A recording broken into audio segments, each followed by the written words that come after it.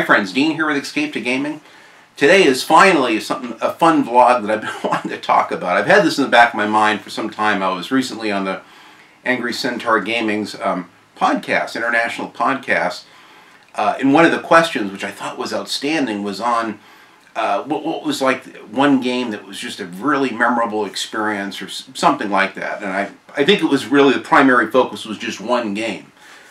And at that point, my brain, I like almost came alive when I heard the question, because it's like I live for this shit. This is what I'm all about, is like this looking back fondly of memories of immersion, going back over the years and thinking of the things that impacted your life in amazing ways. Just a simple video game, you know. I think at the time I answered the question with actually three games. I think I pissed everyone off in the process. So my apologies to Carrick and Go Burns and everyone else, because I probably should have kept it on topic with just the one, and I kind of threw in more. I always feel like I have to give someone more, that it's like it's not enough to give them one answer. Some people do like a top 10, I'll do a top 20 or 30. I like to just give more. It's just a habit. But anyway, all over the map with this. I'm excited. This is a rant. I was actually supposed to work today, and I had the day off, and it's like, well, wow, this is great. I got some time off. The woman just texted me last night. She said, you know, I want my boyfriend, he's an architect, to go over these colors with me. I don't want to rush. Could you give me, you know, a little bit longer?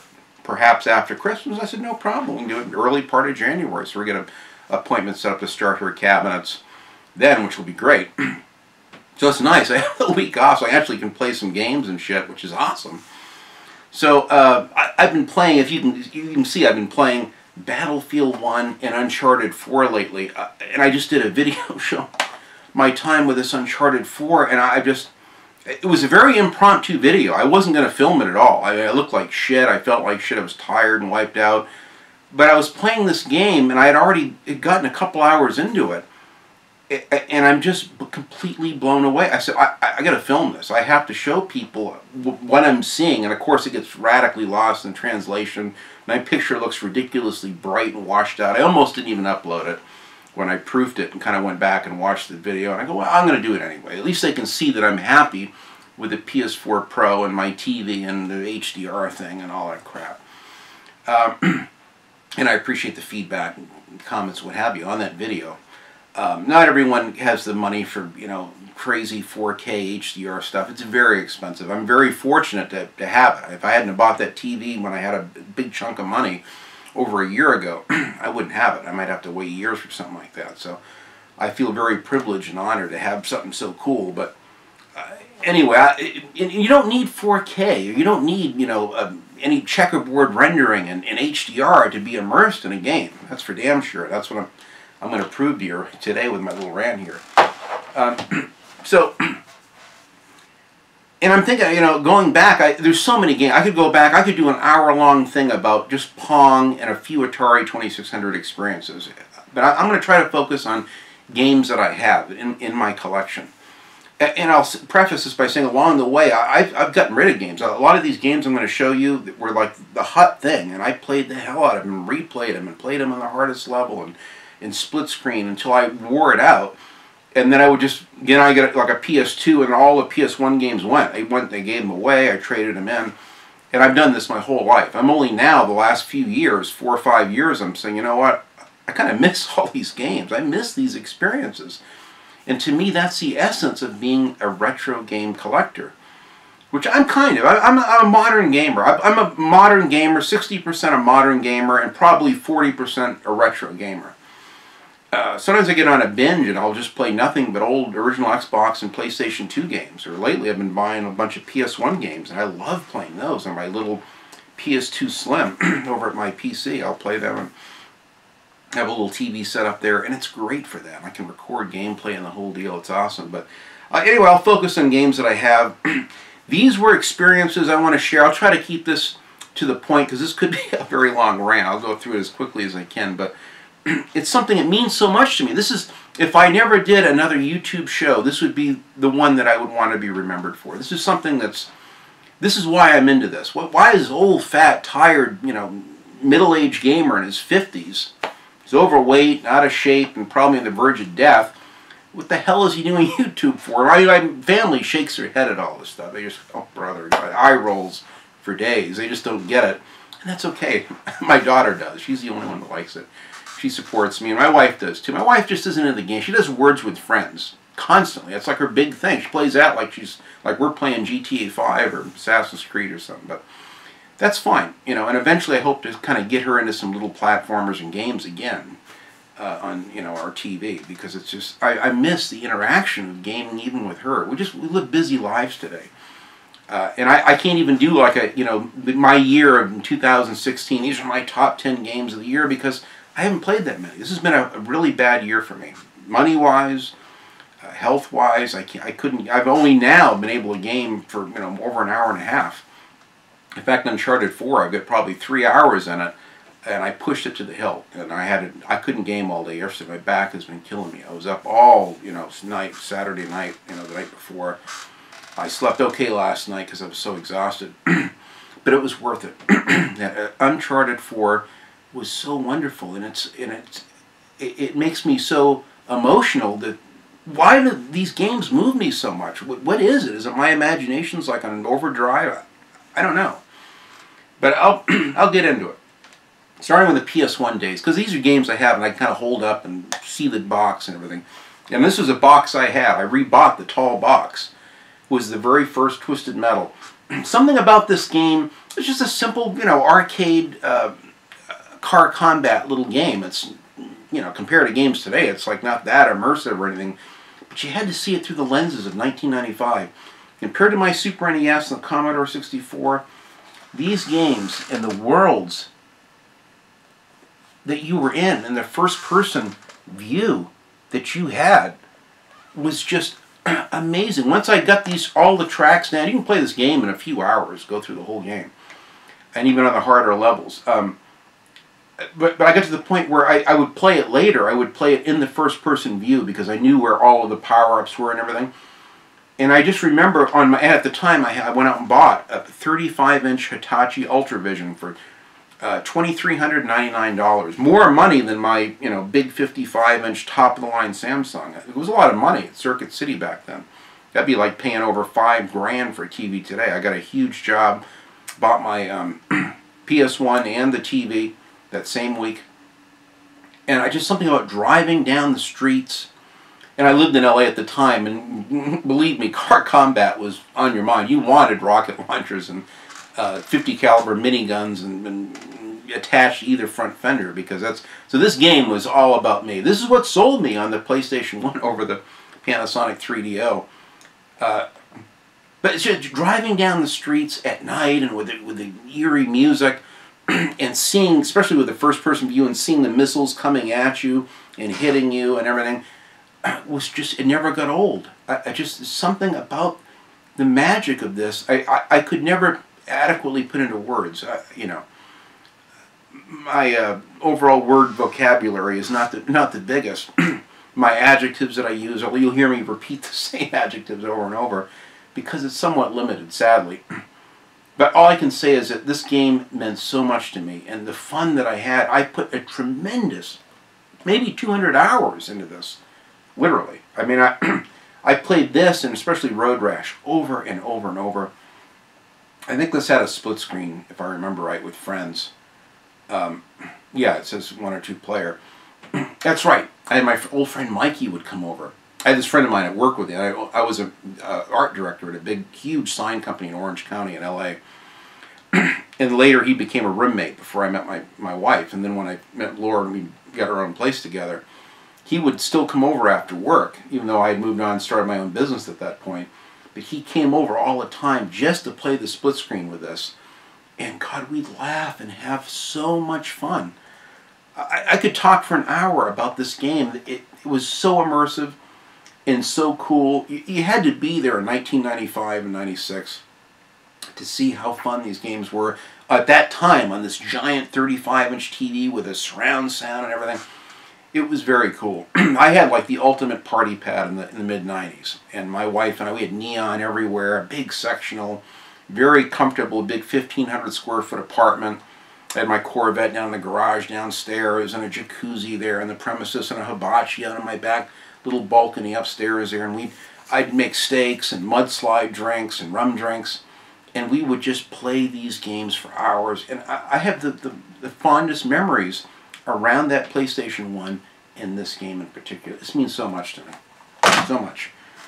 Next, getting on is another game I think of a lot of fun with split screen and friends, was this Duke Nukem Time to Kill. A lot of people go, Duke Nukem Time to Kill? I've never even heard of it. All I know is Duke Nukem 3D. I never played Duke Nukem 3D until I played this first, and later I played Total Meltdown on the PlayStation 1. But this game, you went back in time and played through, went in the future, you went back to the Old West days, to the Roman gladiator days. You went well into the future. You went back to the Renaissance days like the castles and you know, and all that. It was such a wonderful experience to go back and forwards and backwards in time. It had this kind of John Carpenter-esque music, electronic music. I'd get all worked up with the music on this game. There's something about the PlayStation 1 era.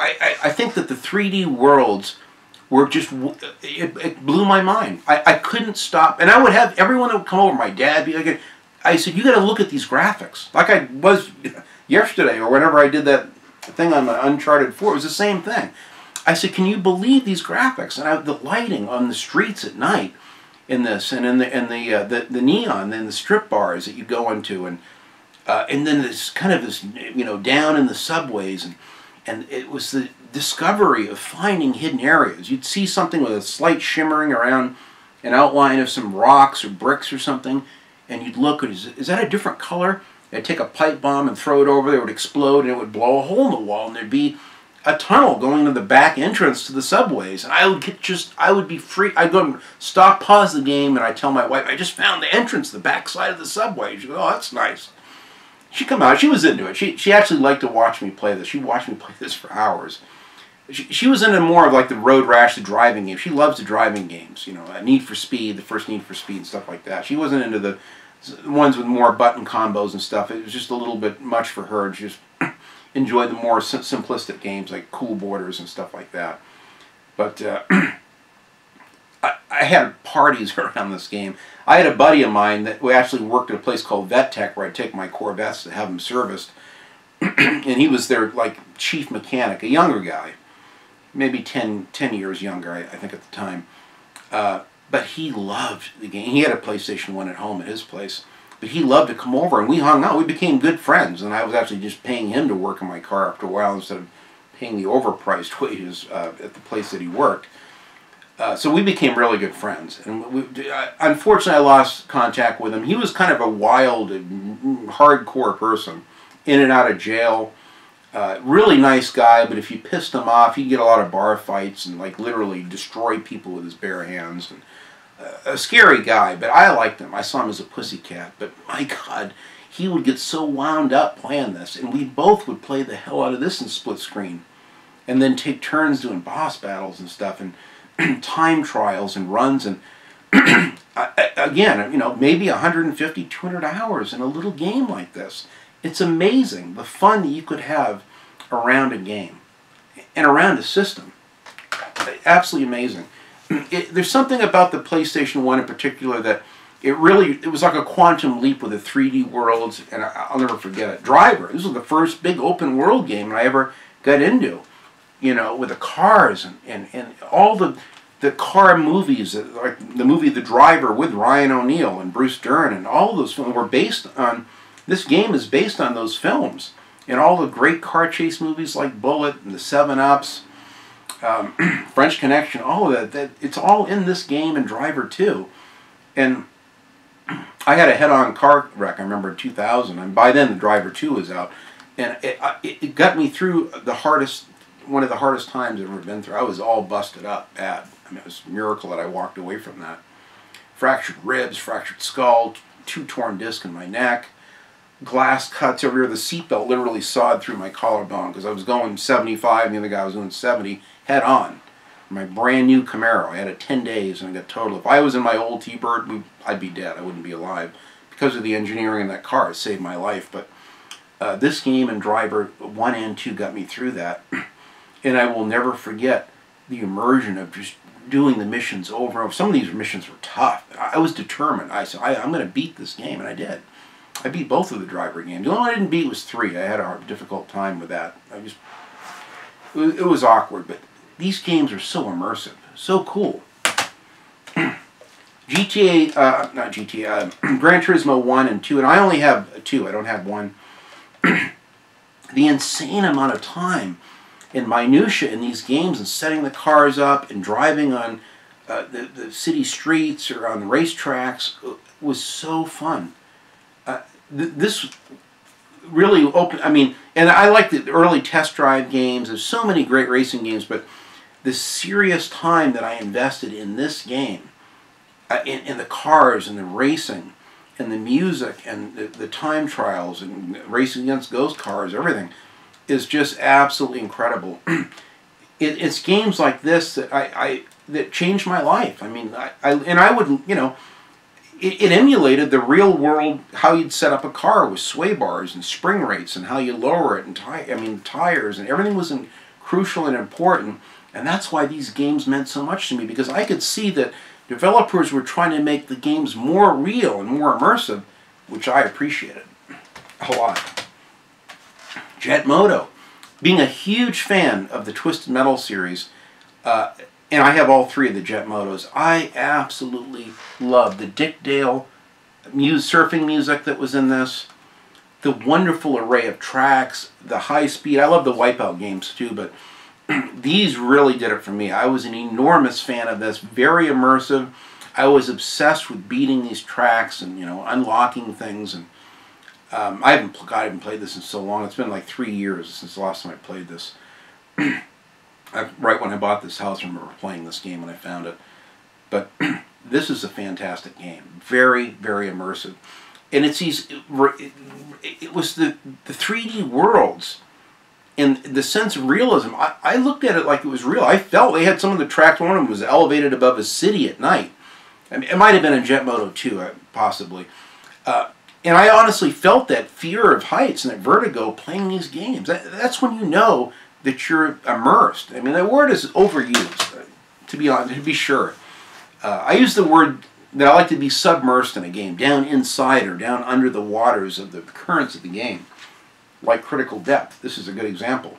This game, the kind of the eerie music, there's something about the music, the lighting, I really felt like I was down deep in the water. If you go down too deep, your hull would crash. There'd be hidden power-ups in these maze of caves and tunnel systems, and I'd be obsessed with getting those power-ups. And I bet I have 100 hours in this.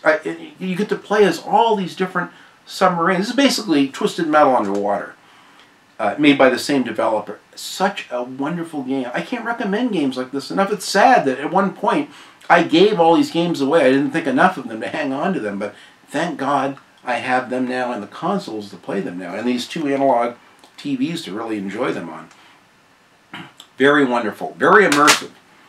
Twisted Metal 2, more of the same, much more of the same. More worlds, more tracks, more cars, more button moves, destructible, cool things in the environment, fire missiles at the Hollywood sign and see it blow up, and just, you literally could set the world on fire, like what they said in this. This game kicks ass. I think I have this in the PS3 downloaded, I think. A wonderful, wonderful game. Many of you have played the hell out of this. I had a lot of parties, especially around this, even more so than Twisted Metal 1, around this game and Split Screen. I have 3 friends in particular that were, I couldn't get them out of my house. My wife was getting pissed off and irritable. And I guess, Chris, can I go home? I was, well, she's going to spend the night. I'd piss my wife off because we'd sit up all night playing it. She's making us drinks and we're getting wound up and we're not far from going to sleep. 2, 3, 4 in the morning. My friend, he'd spend the night on the couch. I'd get up, I'd come out at like 7 a.m. to make some coffee. He's still playing the game with his beanie on. Dude, I unlocked the last level. I'm like, cool, dude, that's great. I'd wake up, get some coffee, and get in there, and we'd play it all game. I based my life around that damn console and the games. It meant so much to me at the time. Getting on the PlayStation 2 days, I mentioned this before, 4 months I played nothing but Twisted Metal Black. This was so dark and just eerie, and the music, and the dark environments, the dramatic music, and just the way the cars look fully realistic and 3D coming at you. I have this on the PlayStation 4 downloaded, and it still and the PS3. It looks and plays absolutely amazing. I love this game to death. Very, very cool game. A lot of you have played it too and know how cool it is. Now, car combat games aren't as popular as they used to be, for sure. Now, I have the big box that I bought this with that comes with the headset. This game was very mind-blowing. SOCOM. You could have a headset on and give a command to your guys, and they'd hear it, and they'd listen, and they'd do what they tell you. You could have them shoot out some light bulbs to create a better stealth environment. The 3D worlds, I mean, it's hard to, you go back and play these now, they certainly are very dated. But at the time, I just thought that the graphics were mind-blowing. It was so realistic and immersive.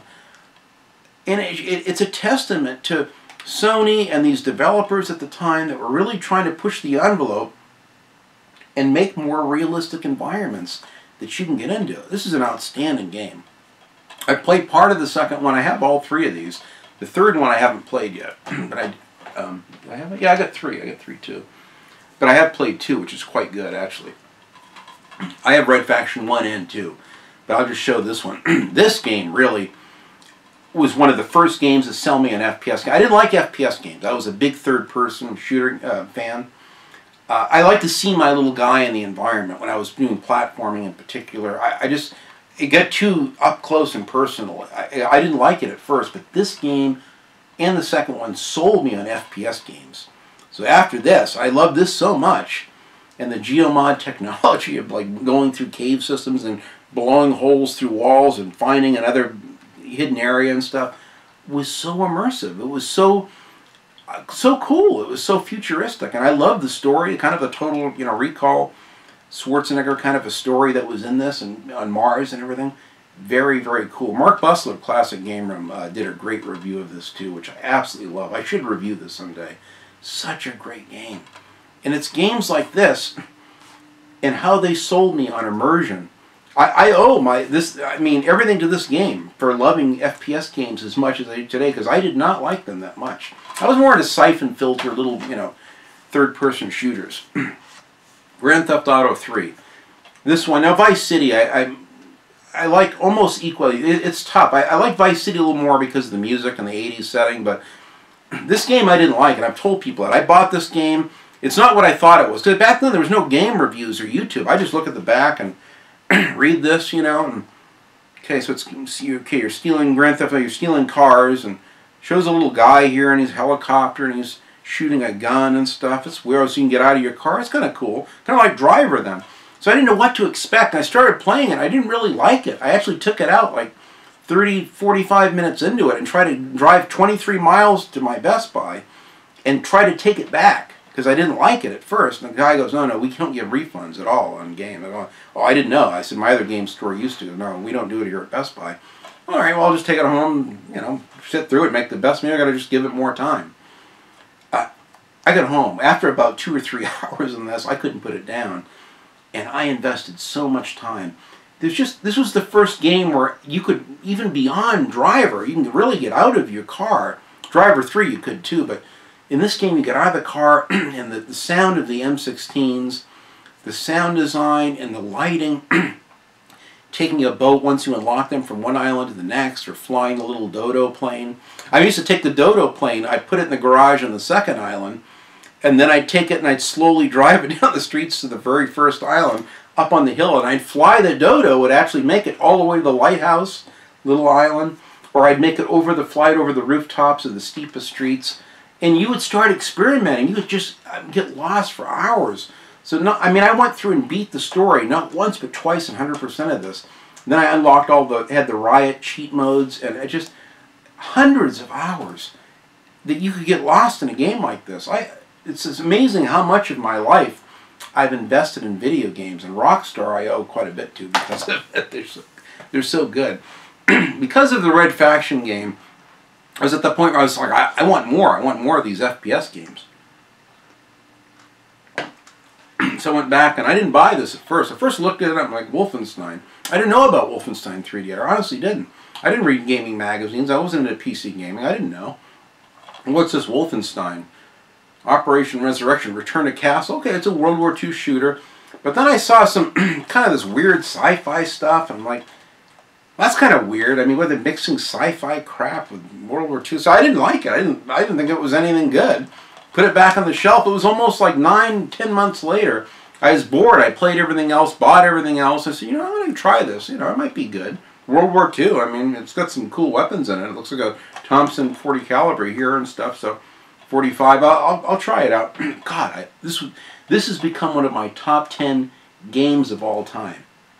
The immersion and in this one, there's more levels. There's a whole opening scene where you're in Egypt and you're exploring, which reminded me kind of the early Tomb Raider PS1 games. And you're down in these dungeons, and there's zombies, and there's hidden traps and hidden areas, and it just got better and better and better and better. And hidden gold to find, and then you can. And on the PlayStation 2 version, you could actually upgrade, which you can't do in the Xbox version or PC version.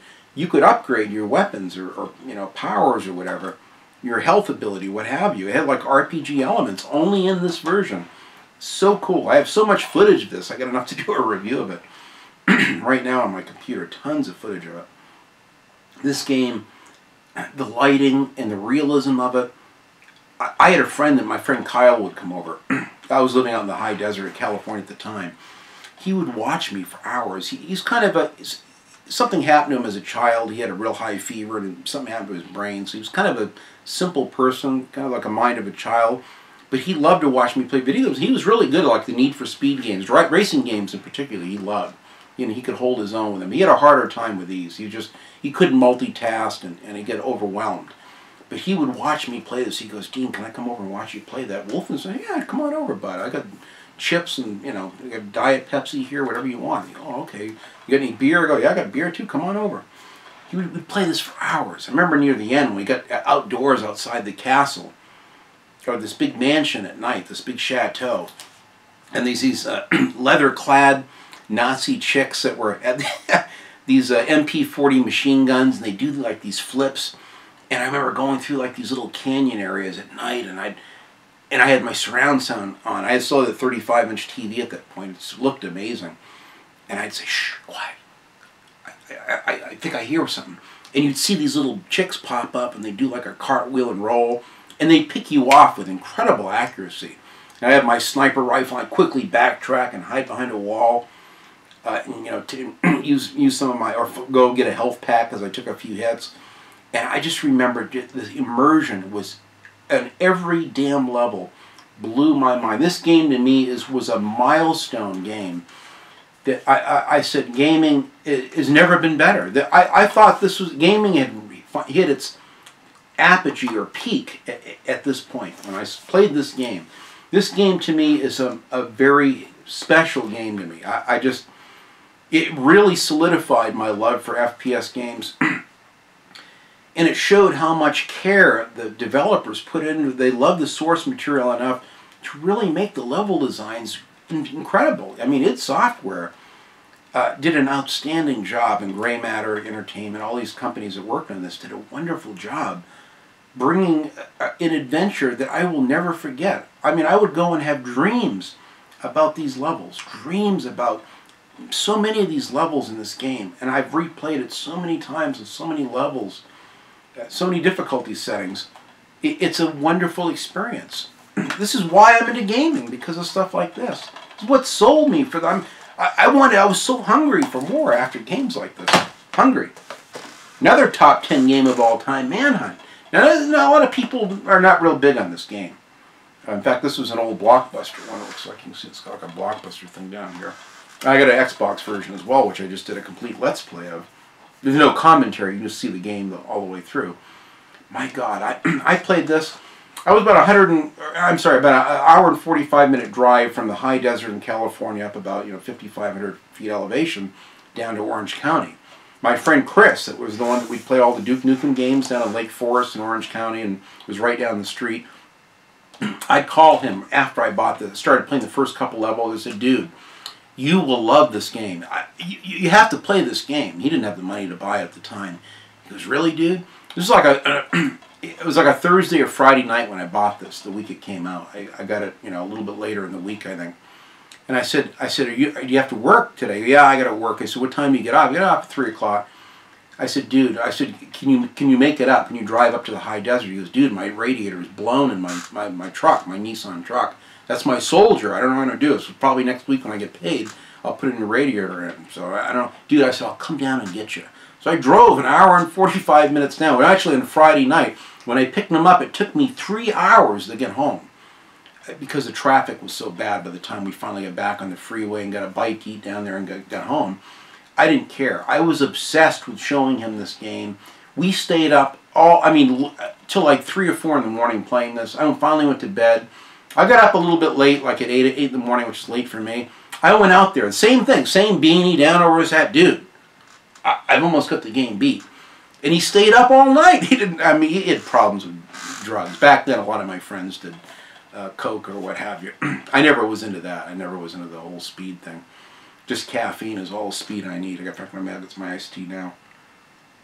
Nothing like fresh brewed iced tea and ice. This game, and when we finally, and I mean, each of the melee things were incredible. The executions and what have you. And then all of a sudden they give you a gun. He gets a hold of a little, like a .38 or handgun. And the game like changed. It was like a quantum jump in the gameplay. And we got excited, and we were ready to go to bed at that point. And then we got all wound up. Oh, dude, guns. And we kept going, and then the next level, we introduced like a sawed-off shotgun. And it got better and better. And this game is so immersive. I played this on the hardest level where you have no mini-map at all. You're going in blind. I mean, there's patterns to it, naturally. You kind of know where some of the guys are at certain points and stuff. And I even use my SOCOM headset. With this, you can lure the guys out. You can be on with your headset and go, hey, fuck. You know, and the guy turns around, what? And he turns around and comes right at you. It was so immersive. A lot of people don't know this has headphone support. So I used my SOCOM headset to play this. And my God, it was one of the nicest nights with my buddy we've ever had. The next day, we marinated steaks and had a barbecue. Drank like a 20-pack of Budweiser, and we played this all the next day. He spent the night, the Saturday night, and stayed Sunday, and I drove him back home Sunday morning. It was one of the nicest, coolest times I've ever had with friends. And we took turns with this because there was no split screen in it, but my God, we would do time trials, which is how I've unlocked all the hidden 4 levels, all the artwork, because I've beaten every level in this game under the desired time, which is incredibly hard. I couldn't do it today. I don't think I could do it, but back then, that's how much the games meant. So that was the PS2. Then I got into the Xbox, which I got into late, as I mentioned, for Land of the Dead, Road to Fiddler's Green. Very immersive. Unbelievable game. I had to stop after the first day or so. I think that was the first day I played this. I played this for like 3 or 4 hours initially. I remember that I stayed up late and played it. And it was like early in the evening. I kind of passed out. I was just tired, you know. And I laid down. I had like a dream of this game. And it was so real. I woke up. And I almost, for a minute, I had like a psychotic break. I mean, it was so intense. Because the first-person view and the immersion, and at the time, I thought the graphics were great. I know it's a joke looking back on this now, but I had to stop playing this for a week. It got to me so bad. It was in my dreams for days. I had only played it 3 or 4 hours. I couldn't get it out of my head. And I finally went back to it. I had to wait a few days, and I went back to it and beat the game in no time, and then played it on a harder level, which was really tough because they come at you more aggressively and harder. But initially, this is the only game I had for my Xbox, and I played the shit out of this. And this sold me on the Xbox graphics and how well it ran. It's kind of like a PC game on the original Xbox. Very, very cool. The creepiness of the music. It's like you were in a movie, in a cinematic film. It was so intense. People today, I'm amazed at, they go, oh yeah, I played it, was okay. You know, it's like, oh, really? You didn't find it interesting? It's all right. I don't know. Maybe I think I have like the mind of a child or something. Everything I see, I'm blown away. I never cease to be amazed with how cool, at each stage of each console generation, how wonderful the graphics are, how wonderful the immersion is. I never get tired of it. And I'm always excited to see it. If it's this good now, just think what else they could do. And then I'm like waiting, wringing my hands for next year when gaming certainly does get better. And it does. To me, I see the improvements. I see the the quantum leaps with technology with each console generation. I really do. Who hasn't been submersed into Max Payne 1 or 2? I love both of these. I have multiple versions of this. In fact, I think I have it in the PlayStation 3 or something. I think you can even get this. I think you can get it on the PlayStation 4 too. But my God, the story, the somber music, the setting, the snow at night, the mob guys. It's Max. I see you, Max Payne. You know, the way they talk to you, and the strange, realistic facial animations and the bullet time. This game, I played this. I couldn't put it down. I played this all night until I beat it. I don't know if it was 5 hours or 10 hours. I can't remember how long it took me to beat it. I haven't played this in a while. I did play Max Payne 2 about a year or so ago on the original Xbox. It's one I haven't played in some time. But it's games like this, whether you play it on a PC or PS2 or Xbox, whatever, that really sold me. Again, solidified my love for Rockstar, that they knew how to make a game that you could really get into the character. And this is why I like playing as the characters in the game, especially male characters that are tough cops, and especially, you know, Max Payne 3, which I'll talk about. They're so good. There's so much fun you can have. It's hard to play these at the time when they were new and not feel like you were really there in this world, in this universe, like a interactive cinematic film or comic book. Rockstar pulled it off. They really did. Black. Like an 80s action film. I mean, every fucking level in this game blows my mind. I would just sit and watch the gun animations on the damn menu screens of the Uzi and putting in a clip and the shell casings ejecting out of it, and just I played this on the PlayStation 2. I even have this on the Xbox 360 up. Xbox. Oh, my back. I haven't had any pain pills yet, so I'm really paying for it this morning. Took one in the middle of the night to try to get back to sleep, but back's kind of driving me nuts. But this is an outstanding game. I can't tell you how. I thought that nothing could look visually better than this when this came out. Now, again, I was late getting on the Xbox cycle. I didn't buy this game until on the Xbox, even though it was out on the PS2 earlier. But what an outstanding adventure. And a tough game. My God, this game is tough. Near the end, the last couple levels were just brutally tough. I mean, I would have like a sliver of health. And it's a type of thing where if you didn't finish through that whole level in one setting, they would put you back. So even you'd hit a save point, the next time you boot the game up, you'd have to do this level all the way over, which was so irritating to me. That's my only gripe with this game. But this is why I love FPS games to this day, because of games like Black. Freedom Fighters. I never knew what a squad-based tactical shooter was until I played this. This game, the setting, the heavy orchestrated Russian music that's in this, the vibe that they created, kind of the Red Dawn vibe. They took it to the next level with the big New York City, and the story and characters were kind of cheesy, but throwaway kinds of characters. But I couldn't help but feel like I had a little group of guys, and I was in a resistance and going down in the sewers and having your little hub down there. And then you can kind of choose the way you wish to take down the missions. And well, if I go and take the helicopter out now, then later it can't shoot at me in this other level. And you could kind of go through, especially if you replayed the game, and try different strategies. Pardon me, I've still been very congested. It's been really cold here. I've been waking up with a sore throat every morning, quite congested. So pardon my throat. I'm doing this in the morning because I've been so excited about having the day off and talking about this. These are such great games. Freedom Fighters. And I played many squad-based tactical shooters after this because of games like this that sold me on it. I even have the strategy guide for this. I found one just last year. Had my wife order it for me because I want to go through this again and beat it again. I'm excited about having a modded Xbox. My buddy Clint's going to do it when he's got the time, and it'll be fun. I'm going to have my favorite games installed on it and probably a little bit faster operating system. It'll be nice to be able to play all my games. I worry about that. stay up nights worrying about clock capacitors leaking and ruining, turning on my Xbox one day and all of a sudden it doesn't work or something. So I'm excited to have one that I know is going to be good for the next 20 years, as long as I'm alive at least. Many of you love this too. You know how good it is. Warriors. I got a good buddy, Rocks, and I'll have a link to his wonderful channel down below. I've been watching. He's done like 3 videos of this, and we both bought this off the PlayStation 4 network at the same time. He's got a real small channel, but he loves gaming like I do. And he's done a whole bunch of Mad Max gameplay. And I was really excited to see him into Mad Max, and he loves this.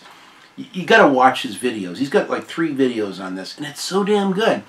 I almost had tears in my eyes watching his first video on this Warriors, because it brought back so many memories. This game, of all these Xbox games I'm going to talk about, this one was really special. I had a new neighbor that moved in next door.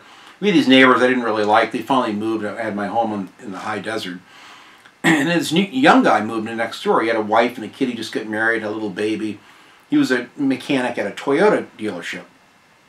And he'd come home, and I went for free, and I painted his kitchen and den. They didn't have much money. They barely bought the house. I painted it for free. I said, dude, I even have some extra paint. I'll hook you up. And painted the inside of his place. Well, he gave me, which I have on my shelf here somewhere, Call of Duty 2, I can't remember that. I think it's called the Big Red One. He gave me a game for my original Xbox, which I played and relished and savor to this day. But he was kind of in a game. He didn't have a game system himself, but he'd come over, and I think I talked him into getting a PS2 eventually, or an Xbox. But he came over, and he saw the Warriors. Oh, the Warriors, I love that movie. Dude, have you seen this game? I couldn't get him out of the house. Every day after work, I'd come home and play the Warriors. He'd see me driving up, because I always had these loud cars with Flowmaster mufflers and headers on them, and he'd hear me coming. He'd be there with beers. He'd have cold, Corona beers. Come over. Dude, I brought some beers. Can I watch you play that? I said, dude, come on. Well, we both discovered that it had a 2-player, like a split-screen mode in this. Oh my God. I've had some of the... I played with a guy who's not even a gamer. We had so much fun playing the split screen in this. There's one level, you're up on rooftops. You grab each other and wrestle and fight and brawl, and then you grab a guy and you just throw him off the roof, and they'd have this little animation of him falling and screaming. We would laugh so hard. I almost threw up laughing. I haven't laughed that hard in my life playing a game. I mean, I felt like a little kid. I was so excited.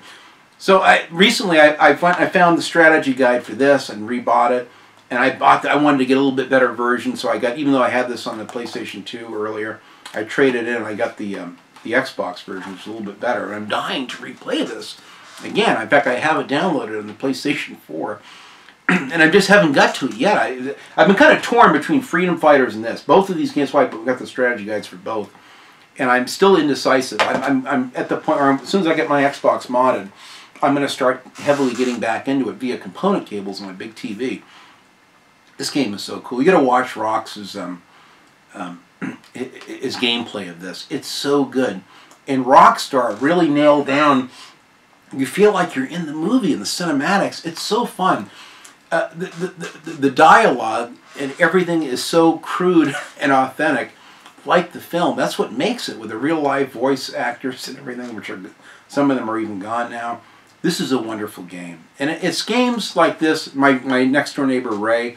You know, it's sad, I've lost touch with all these people. My friend Chris, my good friend Mikey that played those Twisted Metal split screens, and Ray and his wife. I think they moved away around the time that we did. And it's sad that I didn't stay in touch with all these people. I know maybe I could try to find them on Facebook. You know, people move and come and go in your life like characters of a play, and it's kind of sad that we lost touch, because that was some of the most fun split screen I ever had with a non-gamer. And just to come home and to see him jumping, he had a little short chain link fence. He'd actually climb over the fence with beers in his hand, and he couldn't wait for me to get home to come over and play this. And it was so cool. I have such great memories of gaming. And there's, for each of these games that I'm showing, there's like 5 or 6 others. It's just endless stories of being completely engrossed in a game. where I'd come home from work and I'm like, find myself pushing the gas pedal down faster to get home that much sooner. And the minute I get in, I'd fire the TV, get everything warmed up, hit that power button on the PS2 or the Xbox, grab a beer, and I'd sit down. I was kind of an alcoholic back then. I drank a lot. Smoking weed, I usually do a bowl out in the garage and then grab a beer, and I'd get right into my gaming. I can't drink anymore, unfortunately, because of my stomach, but really good memories of just partying, and probably because of all that partying, my memory is a little fuzzy on some of it. But now, I played the first Myst on the PlayStation 1, and that I don't have, unfortunately. I do have it on my PlayStation 3 downloaded, although the graphics don't look near as good as I remember, but the first Myst was amazing and like a religious experience, because back then I made it through the whole game with no cheats. There was no internet to go and find answers. This game was the same thing. And I get Myst 4, I think it's called Revolutions for the Xbox as well. But this I've played on and beat twice on the PS3, and then PS2. I gave my nephew my PS2 copy, and then later I bought this Xbox copy and replayed it again just a year or so ago, a little over a year ago. And it has Brad Dourif, wonderful actor, wonderful voice acting, fantastic story. It's kind of static pictures with realistic ambient music and some subtle animations in the environments, but my God, talk about an immersive game.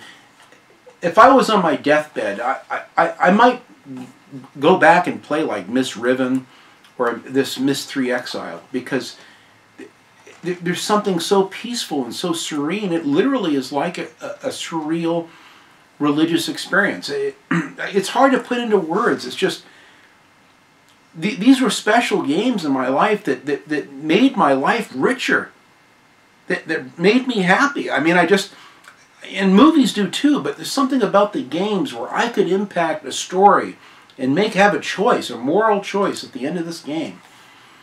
And there's something that's so magical about that, I never lose sight of that today.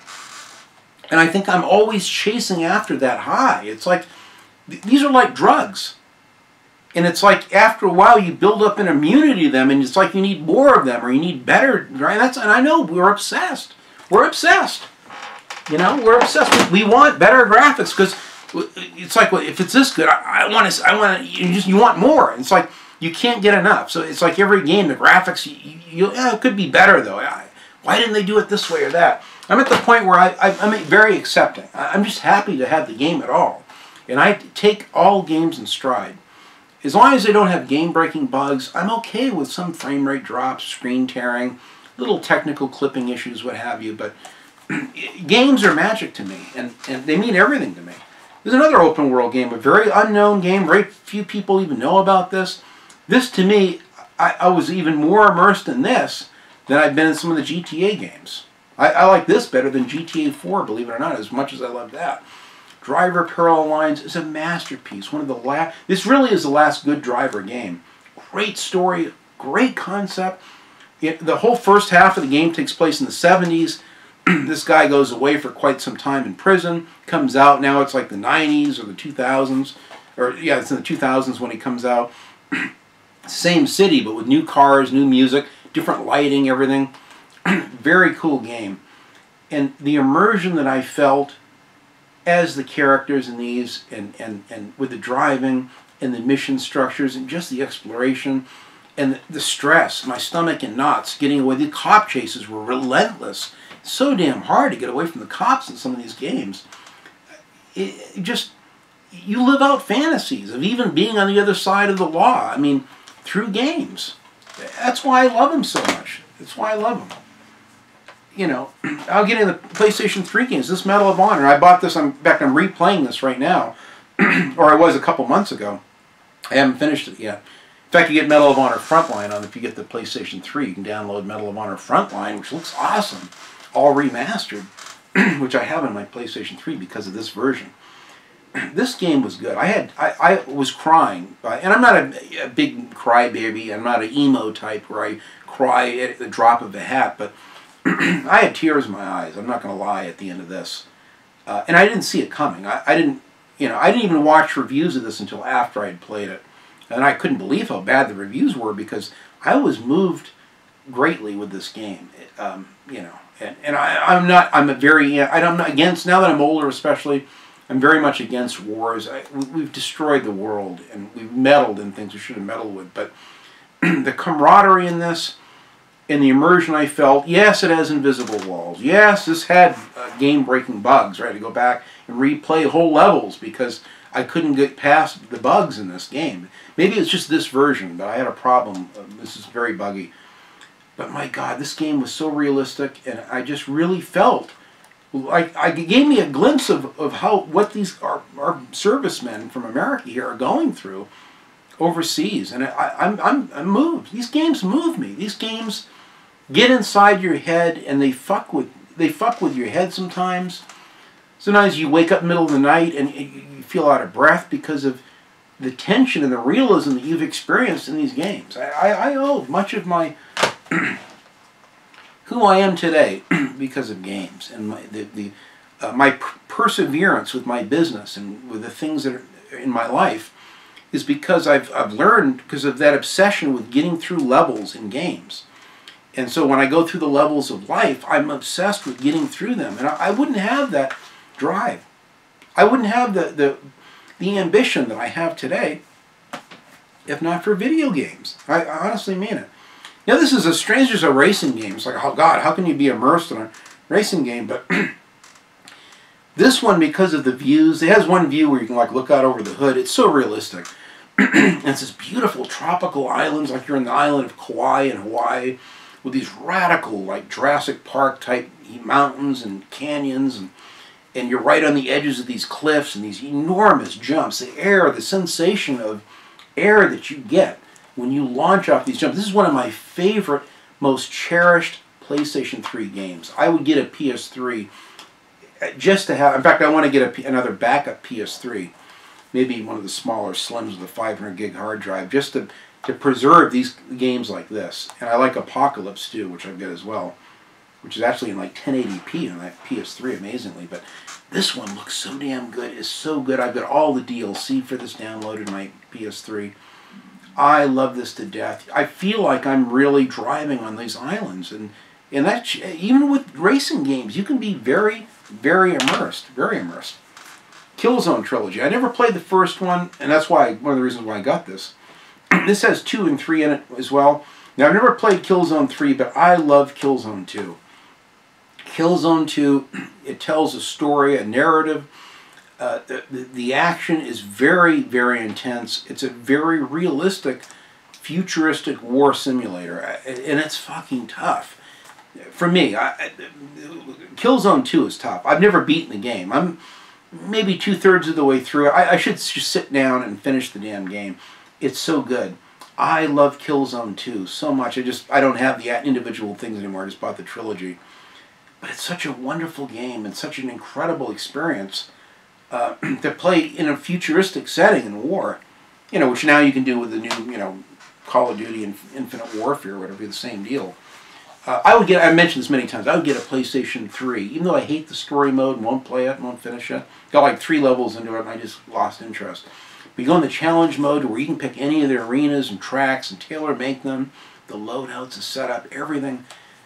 And I played this online and did pretty well at it as well. It was such a great game. I love this Twisted Metal reboot. Around 2011, 12 in there somewhere, I think. And I was going to get a PlayStation 3 just to play this because I knew it was coming out it came out on Valentine's Day. I think of 2011, I think. And my father-in-law knew that I was going to get it, and he wanted to get me the PS3, so he bought it for me, thank God. And I really appreciate it because I was able to play this right afterwards. And I was so thrilled with this game. This game, it has a steep learning curve. It takes a while. Took me about 5 hours to where I really knew all the button moves and had it really down tight and could kick ass in it.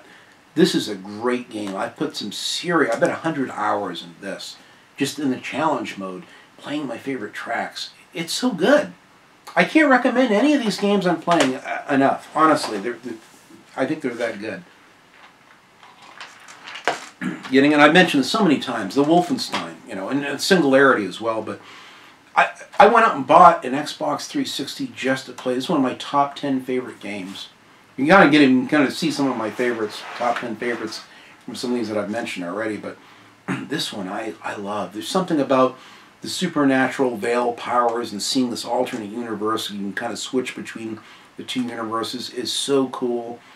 The graphics at the time, I went out and bought my 46-inch Samsung, high-end Samsung. It's in my bedroom to play this. And when you look at like a Stein or an object or the way the light would gleam off an MP40 was so realistic in this. I just could not believe. I'm still impressed today with Raven Software and id working together on this. Did an outstanding job. I've done a review of this. They're kind of embarrassing, cheesy reviews to look back on them now, but such great games. So damn good. In the Wolfenstein, you know, the New Order is nice. Don't get me wrong, I love that game. That was my game of the year for 2014 or whatever, but this was good. I would have liked to have seen Raven continue more of this. This was so good, the levels of this and the boss battles.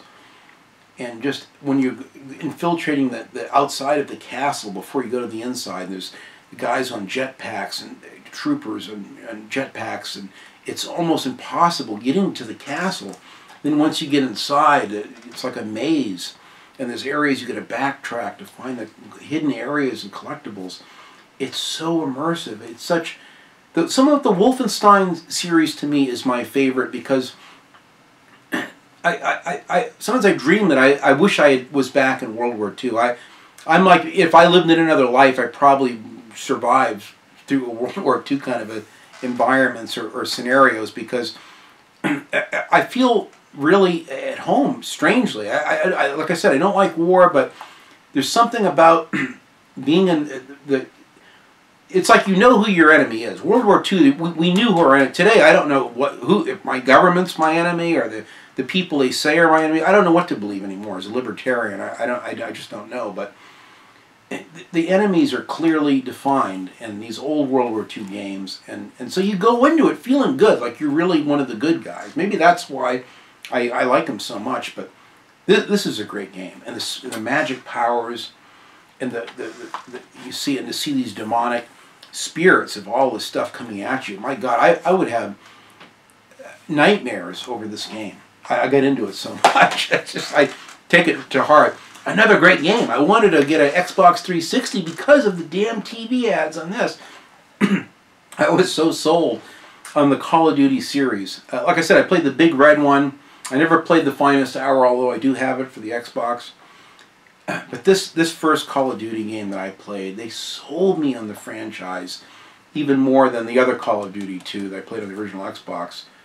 This is such a wonderful game. And the experience of playing in all of these different troops and you know, different elements in World War II. The story was so good and so gripping. This is a wonderful experience. I need to play this again. I had gone through and played several of these back to back a couple of years ago, about 2 years ago. And I just couldn't believe how good they still hold up today. And they're still very fun today. Highly recommend games like this. Call of Duty 3 I like too. This one takes a cake. This is a real gem. Very immersive. And just, it has good stories. You really feel like you're surviving World War II with your comrades and missions. Crackdown, a crazy comic book thing. I passed on the game because of the stupid artwork. I go, what the fuck is this? And I just like seen the bargain bin and put it down. I didn't care. And I saw Mark Bussler review this, and he thought the same thing. Oh, the graphics are terrible. This is awful. World's worst marketing packaging. What the hell is this? This is like, if you want to know what it's like to be as like a superhero character, I'm not really into a lot of the comic book characters other than Batman and the Punisher, but I really like this, that you feel like a superhero in this, and that you level up, and you can jump higher, and you can pick up cars at one point and throw them, and big dumpsters and stuff. It's so cool. I've had so much fun playing this wonderful exclusive. It makes me sad that the new one's all about the cloud and another big online-only kind of a game, but sadly. But I love Crackdown, and this, the way that you could infiltrate any enemy base any way you want, in any order that you want, is what really, it makes this exciting. This is a cool game. Kind of tongue-in-cheek, but very, very cool. Saboteur, I just mentioned this recently. What a great game. So good. I remember this castle that was up on these cliffs. And I just randomly go out and just find places, and then as you weaken their, defenses and whatever, then you kind of own that place on the map. And it makes it easier to do missions if you end up doing missions later in those areas. But this had such realistic graphics and the great moody music and the strange black and white filters, and then color would pour back into the environments. I was obsessed with unlocking the environments just to see how they looked in color. So cool. I mean, I probably have 70 or 80 hours in this.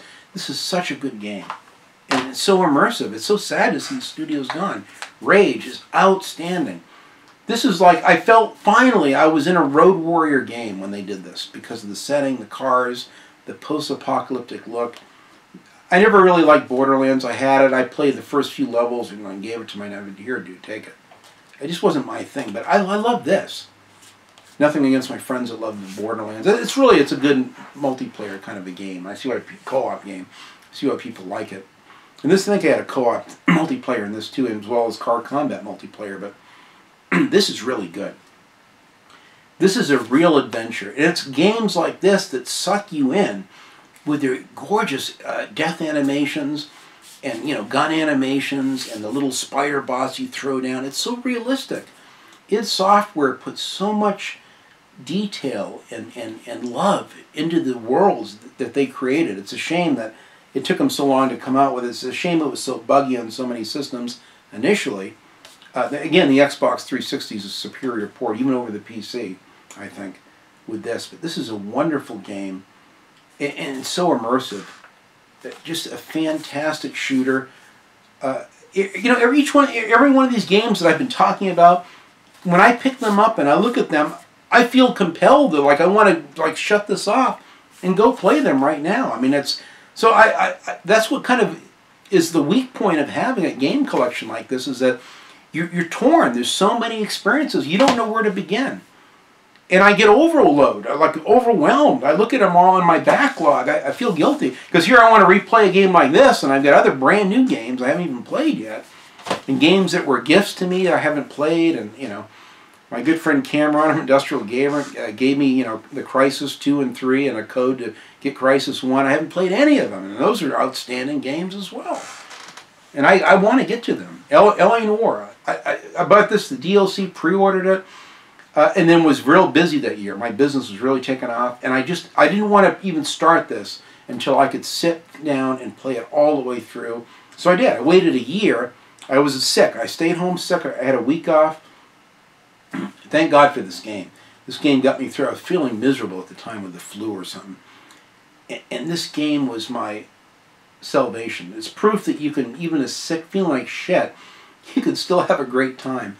The investigations, the animations, the world that I love of the late 40s in particular, in Los Angeles, which I love the city so much, the City of Angels, they really got it right. It's so sad that this studio, Team Bondi, I think they closed their doors too, probably because of a lot of the problems with this game. People weren't getting paid, putting in 80-hour work weeks, insane hours, just to bring us this wonderful adventure. This is so special to me. Some people, I have friends that don't like this game at all, but this was one of the best stories that I've ever played. This was one of the best immersive experiences.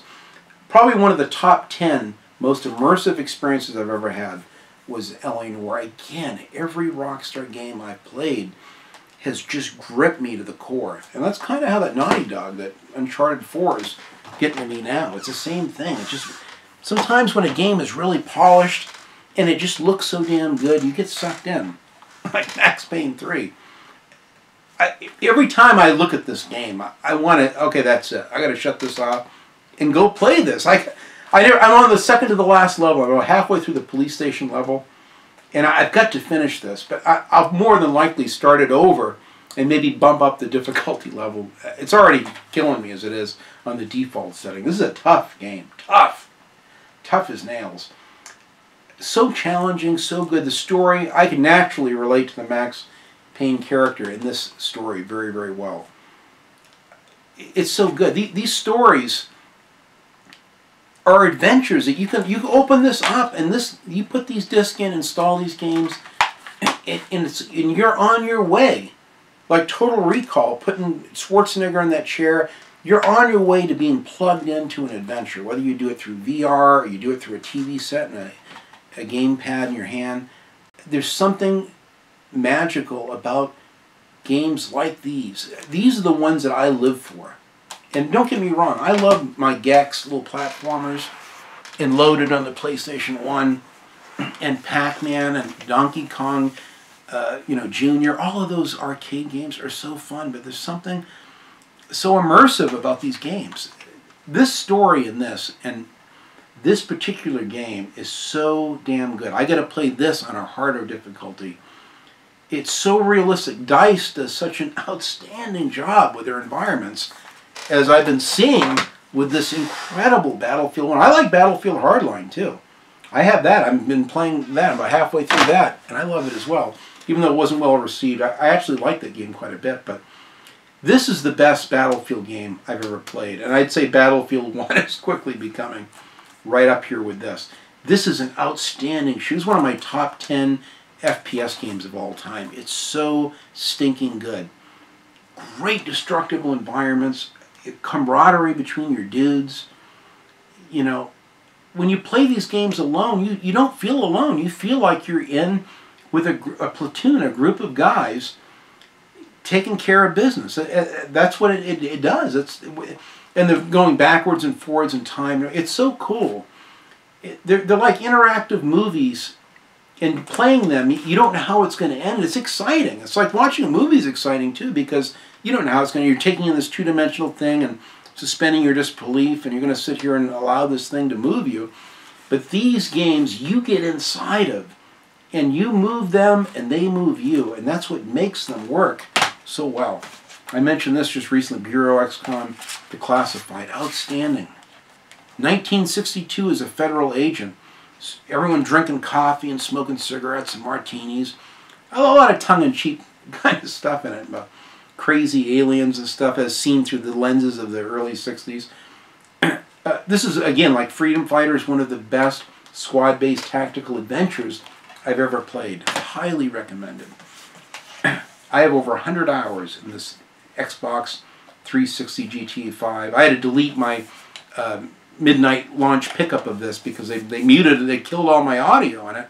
So I said, fuck it, I might as well just delete the whole thing. It was a great video of me so excited to play this. And then coming home and doing my initial impressions of it. This game, and I have the PlayStation 4, definitive version of it, is absolutely outstanding. Again, another hit by Rockstar. So good. The story was so... I didn't think I'd like the three protagonists, but it sold me. I like jumping back and forth and then kind of seeing... They'd be right in the middle of something, each character you'd pop into. So cool. I'm almost done now. I'm trying to get on with the rest of this as quickly as I can. Dirt 2, outstanding racing game. So immersive. You feel like you're in these parts of the world, on these tracks around the world. And just beautiful lighting and just very challenging and just very addictive. You can put a tremendous... This is one of the greatest racing games ever made. Highly recommend Dirt 2. Highly recommend Forza Horizon. Many of you guys are enjoying Forza Horizon 3 right now, whether you're playing it in 4K HDR through the Xbox One S, everything upscaled, or whether you're playing one of these older ones on the Xbox 360. This is a great game. I have a tremendous amount of time. I beat every single thing in this game. I got a really high achievement score on this.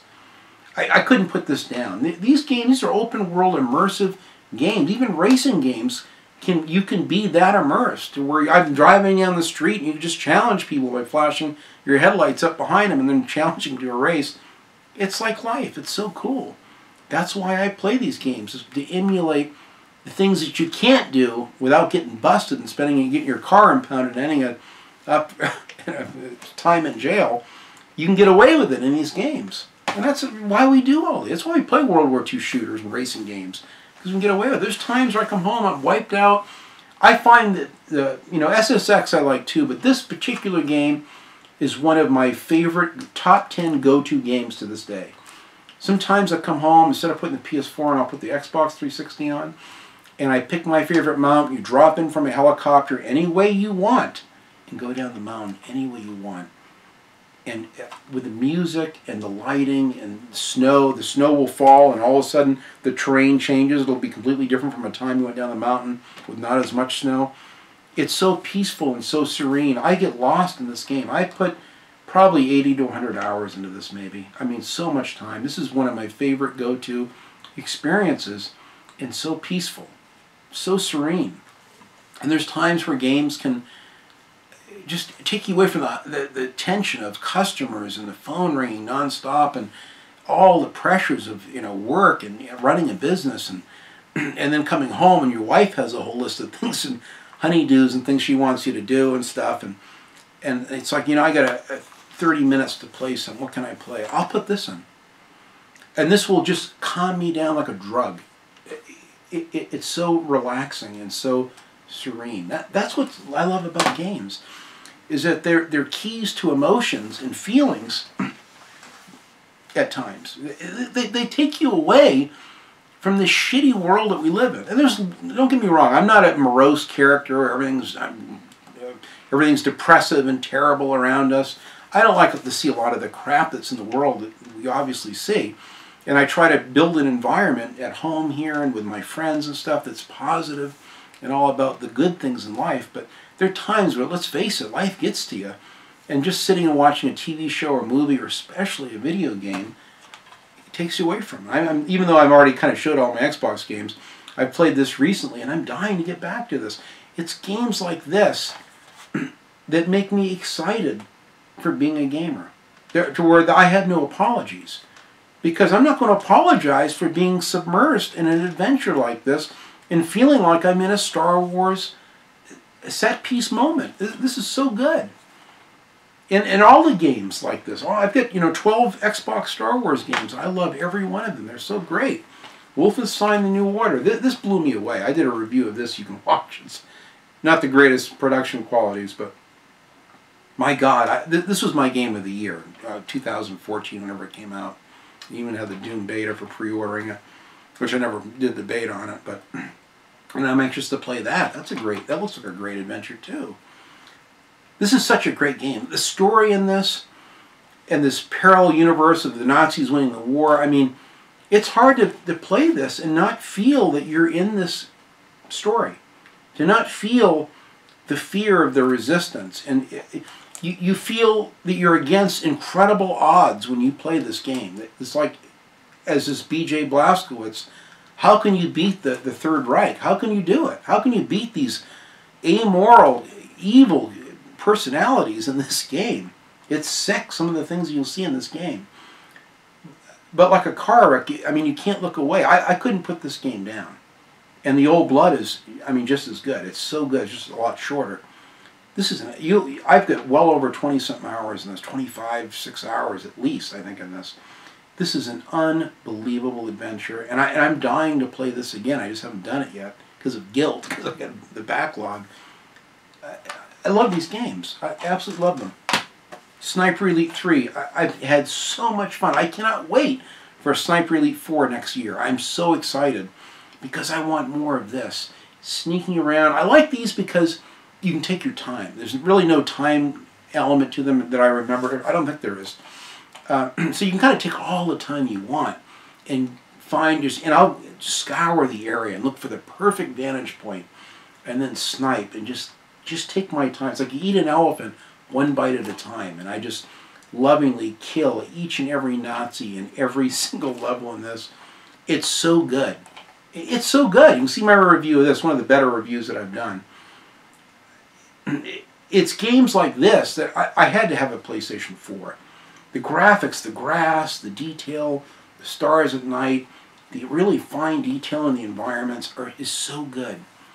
And the setting, these are bigger open world segments over the V2's, Sniper Elite V2, which I love as much. This is a little bit easier than V2, I think, but so immersive, so damn good. Mad Max, I've got 250 hours in this, and I've got like 40% of the game. I've never finished it, because I've started the game like 3 or 4 times over and over and over, because I don't want it to end. Once I see it end, I know I'll put it in the shelf and I'll probably never return to it again, which is sad. at some point I've got to just finish this game. I have one save point where I'm pretty far into it. Still have 40% left. I could just easily go back to that and finish it in a day or two probably, but because I've done all the side content and found every loot collectible and everything. But it's games like this, and games, this is the last one I'm going to show, Fallout 4. It's games like these that make me so happy to have new-gen hardware, to have state-of-the-art television and a console, the PS4 specifically, or Xbox One or a PC. No matter what it is that you play this on, this game got me through. I mean, I was debating whether I even wanted to go on. The pain I'm in right now, sitting here in this chair, when this rant's over, I'm going to be taking probably 2 Percocets to compensate for what I'm feeling right now. I don't care. I'm having the time of my life talking about this. But when I played this, I was in a living hell. And thank God, this was, I mean, this is an incredible experience. I got through the toughest time of my life playing this game. It's just an incredible experience. Sorry, guys. It's these games that take you places that you can play as characters and through scenarios and explore parts of your your subconscious and things you've always dreamed about in environments. I mean, I can see why people love these games like Skyrim or Fallout 4 or GTA 5. Any of these, they're just wonderful experiences. Excuse me, my friend. I'm sorry. I had to compose myself. These games are wonderful, wonderful tools of escapism, and thank God that we have every one of them. I've enjoyed my time with each of these experiences. Some of them have more impact than others, obviously. Some of them are at times, like I said, those Driver 1 and 2, when I was in another similar situation in 2000, where the other party died. A young 18-year-old boy, ironically named Dean, got killed, and I had to sleep every night with nightmares of that. And here I'm playing a car, kind of combat game, Driver 2 at the time, ironically, but the Driver 1 and 2 got me through that, and this game got me through last year's living hell. And there's some hellish things in this. I mean, there's some dark things in this, obviously, in the story and in characters and stuff, but there's wonderful moments of hope also in this game. There's moments of joy and exhilaration, excitement. There's the wonder of discovery and exploration. And it's because of games like this that I am proud to be a gamer, that I don't care what anyone says. I'm going to go to my grave feeling good about the games that I've played, that I've taken in these experiences, that I gave them my all, that I look for the absolute fun and magic in these games. I can't thank you guys enough for watching. I really appreciate it. I appreciate all the support and help. I appreciate you sitting through a long-ass rant like this. This is something I wanted to do because after talking about, these other games, this Uncharted that I did this thing on, I was so moved by this. I was so moved by this game. And I just said, everything I've dreamed about for 35 years has come to fruition with these incredibly, beautifully crafted experiences. It's sad that they're buggy. It's sad there's corporate greed, yes, and problems and lies from developers and high expectations on them and all the corporate crap and microtransactions and DLC and patches and everything.